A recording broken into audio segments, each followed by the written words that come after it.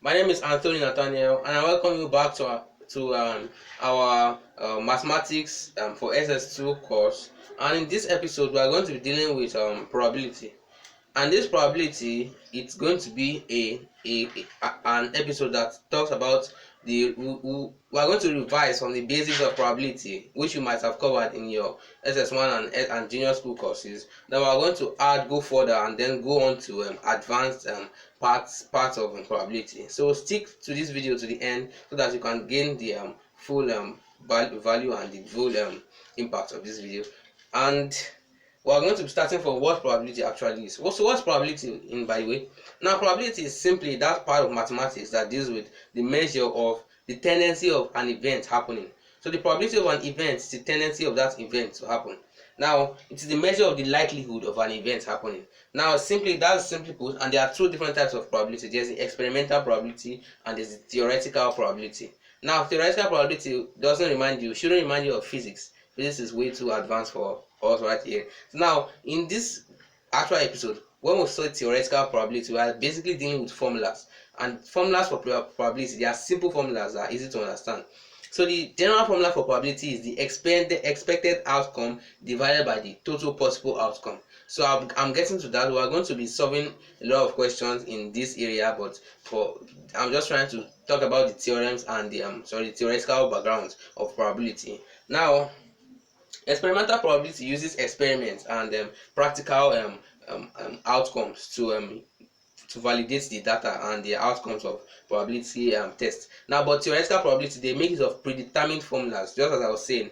And there are different ways of doing probability. When I was in junior school, I remember when I had a class in mathematics and computer science, yeah, we just did when we were talking about the number basis and probability. We also talked about experimental probability, where our teacher asked us to throw a dice a number of times and record the outcomes. So now that is an example of probability, and that is experimental. You perform the probability test. But in mathematics in secondary school, yeah, and now in this episode, we are not going to be doing throwing of dice and throwing of heads and tails and of coins and all the rest. Though it is still part of it of probability, but that's not what we are concerned with. We are only concerned with the formulas and the calculations. So now, if there are n possible outcomes and r required outcomes, then the probability of obtaining a required outcome is given as the probability r over n. So if the number of required outcomes is r and the number of possible outcomes is n, that means the probability of that outcome is r, the number of required outcome divided by the number of possible outcome. So that is the general formula for probability. No matter what question you meet in probability, that is the main formula you'll be making use of. Then next we have in the probability of finding a probability of a number of an outcome. That probability will always lie between 0 and 1. So the probability of an event happening is always between 0 and 1. So whenever you get a value that is less than 0 or a value that is greater than 1, it is no longer probability, it's something else, maybe some new concepts. But that's no probability. Probability values and results always lie between 0 and 1. So this is a good benchmark for us to be able to validate our results. So to know what is believable, what is implausible, and what is plausible. Now, next we have if an event is certain to happen, its probability is 1. So any event that's certain to happen, we have a probability of 1. But if an event is uncertain to happen, it will have a probability of 0. So those are the extremities of probability. When something would never happen, it's 0. For example, the moon cannot change into the sun. That has a probability of 0. But we can say that the sun will shine tomorrow. That has a probability of, probably 1, or maybe, who knows, anything could happen. Something could happen that the sun might not shine tomorrow, but based on using relative and past happenings, we'll just assume that the sun will shine tomorrow. You get? So that's how probability works. So now next we have in an equiprobable sample space, every element is equally likely to happen. So in an equiprobable sample space, every element, every happening is equally to happen. So that means simply that in an equiprobable sample space or an equiprobable data, all the the events are equally likely to happen, and they have equal probabilities. For example, a very good example of this is when you throw a dice. So the dice is used for playing dice games, and that dice has 6 numbers. It has 6 faces. Each of those faces bears a number, and those numbers are often from 1 to 6. And if those numbers are not repeated, if they occur only once, that is an equiprobable sample space, because one has a probability of 1/6, because the number of ones on the dice, so there's only one, and then the total number of space of faces is 6. So you have 6 different numbers. So the probability of 1 is really required, which is 1 over the sample space. But probability of 2 will be 1/62. The probability of having an outcome of 4 is also 1/6. So depending on the sample space. So this is equiprobable, where all the events are equally likely to happen. So they all have the same probabilities. Now next, we also have 2 events are mutually exclusive if they cannot happen together. So a mutually exclusive event is one that cannot happen together, because, for example, it is not possible for somebody to be both a boy and a girl. You can't be both a boy and a girl. So in rational science beliefs, the way we know in science is either a person is a boy or a girl, either you're a man or a woman. You can't be both. So that is a mutually exclusive event. So because if 2 events cannot happen together at the same time, it's mutually exclusive. The next, we have 2 or more events are independent if they have no effect on each other. So independent events are events that do not affect each other in any way. So when you carry one of those events, carry out one, it doesn't affect the other. For example, the fact that you are black does not affect the fact that you breathe in carbon dioxide. So rather, you breathe in oxygen. So the fact that you are black or you are white, whether you are black or white, you still breathe in oxygen. So it doesn't affect your oxygen intake. So those are independent events. So they don't affect each other, and they happen independent of each other. So now lastly, let's talk about outcome tables and tree diagrams. They are useful for solving complex problems in probability. Now, after having done this, we are going to be dealing with outcome tables and tree diagrams later on in this video. But let's talk about examples. Let me give examples to show what I've been saying all along. Now, this is an example on probability. It's similar to what you would have met in but it's just a step higher. Now we have a letter is chosen from random from the alphabet. Find the probability that it is F. Find the probability that is F or T. So the probability that is F is, now there's only one letter of F in the alphabet. So that means the probability of F is what? 1 over, what's the total number of alphabet? 1/26. Because the formula for probability is number of required outcomes. So there's only one F on the alphabetical table. That is 1, and number divided by number of total outcomes. That's 26. There are 26 possible outcomes because there are 26 possible letters. So we have 1/26. That is the probability of getting an F. Now the second part of the question says, what's the probability of getting an F or a T? Now when you have an or statement in probability, it means plus. So it is simply the probability of F plus the probability of T.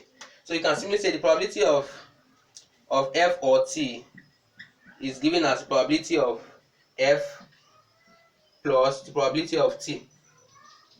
So what that means is that this will be, if the probability of F is 1/6 and the probability of T is 1/6, that will be 1/6 plus 1/6, because they both occur once.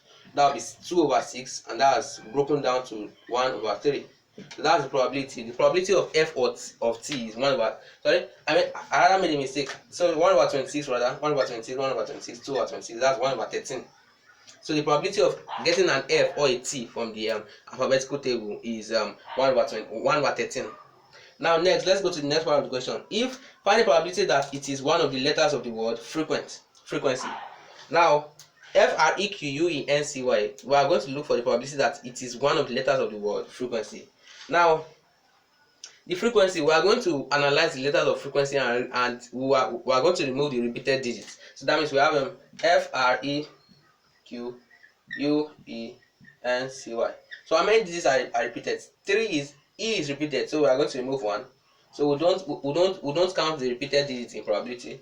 So if F is not the repeated, Q is repeated, Q is no, R is not repeated, U is not repeated, N is not repeated, C. So we have the digits F, R, Q, U, E, N, N, C, and Y. So that would be, yes, that's what we have. So now, how many digits do we have? Sorry, how many letters do we have totally? We have a total of 1, 2, 3, 4, 5, 6, 7, 8. So there are total of 8 required outcomes. So the probability of what? Probability of getting digits of frequency will be what?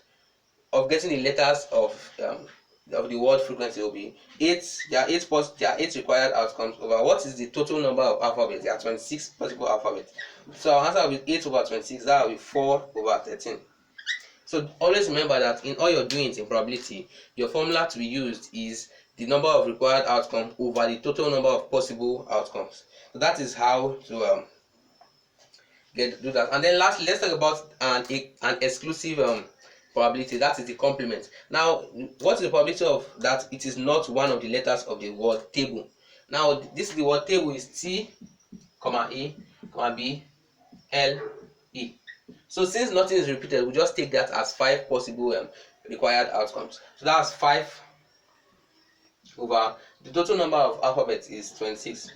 Now, but we are not going to stop here. This will be our answer because it said it is not stable. What the probability of picking a letter that is not one of the letters that constitute the word table. So that letter will not be here. So that means we are going to make use of the exclusive probability. That means our probability to be required is 1 minus our answer. So that means it will be what? 1 minus 5 over 20. That's 21 over 26.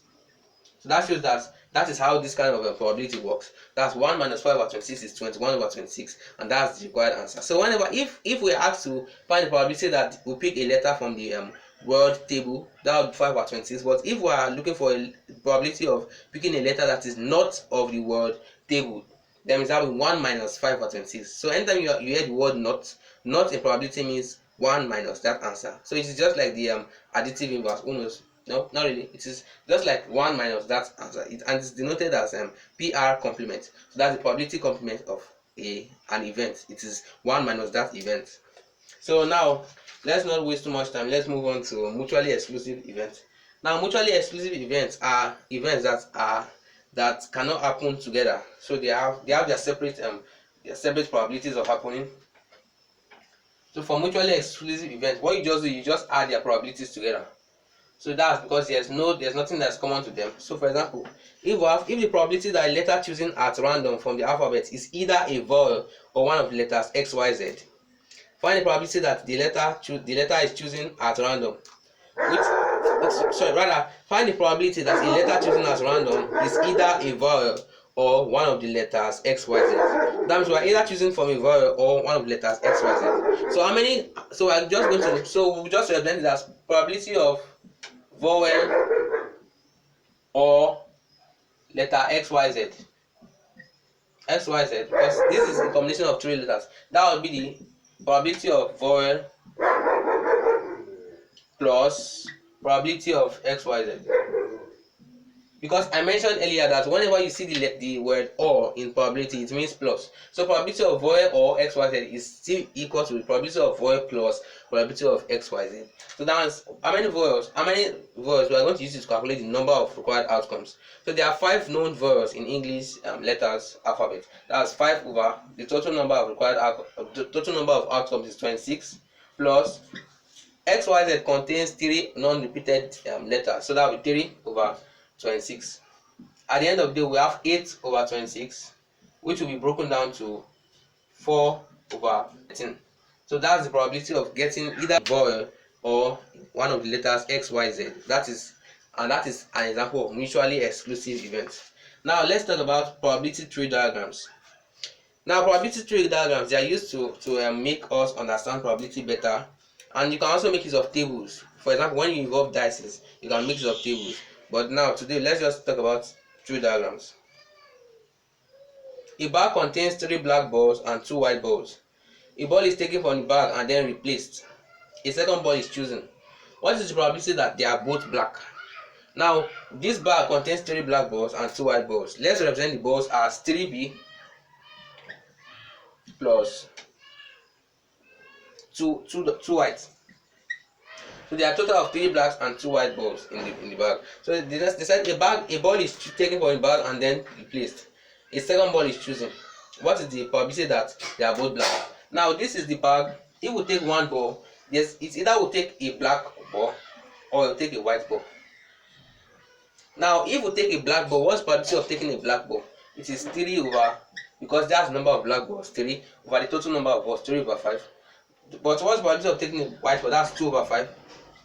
Now having done that, now we've taken the first ball. Now they said we are going to replace the ball. So that means when you replace a ball, you are going to restore the total we are going to restore the initial amount of balls in that bag. So that means we are still going to have 5 balls, and we'll still have our relative frequencies. That's the probability is constant. Now the next ball, what's the probability that we'll get that they are both black? So now after you've taken black, it's possible you could also take another black ball again. That would be B, and you still have 3 over 5. But when you take black, it's possible that you take white. That would be white. That's 2 over 5, because you have replaced the balls. But if you take white, it's possible you take black or white. That's 3 over 5 and 2 over 5. Now what we are looking for is we are looking for the probability of black and black. So in which of these events do we have black and black? We have black here and black here. So that's 3 over 5 and 3 over 5. So we are going to multiply the probabilities. That's the probability of taking a black and a black. That's B1, B2. That's how it is denoted in probability. So PR, probability open bracket B1, B2 is equals to probability of B1 taking a black ball in the first instance times probability of B2, which is taking a black ball in the second instance. That's the probability of taking a ball in the first instance is 3 over 5 times probability of taking a ball in the second instance. That's 3 over 5. That would be 9 over 25. Now that's the solution for this question, and this is simply how to perform probability using tree diagrams. Now let me quickly add here that for those of you who are apt in mathematics, if this same question is performed without replacing the balls, then you will have a resultant amount of 4 balls in the bag, and then when you take one black and then you don't replace it back, you have 4 balls, and then you have, out of those black, you remove one of those 3 balls, remains 2 balls. So that means it will affect the relative frequency of getting a black ball here. That instead of having 3 over 5 in the next answer, we will have only 2 over 4. So that is when probability is done without replacement. So for those of you who are apt, this is just a quick tip for those of you who are apt in mathematics. But for those of you who don't really have this aptness, but you just want to understand the simple basic, this is enough.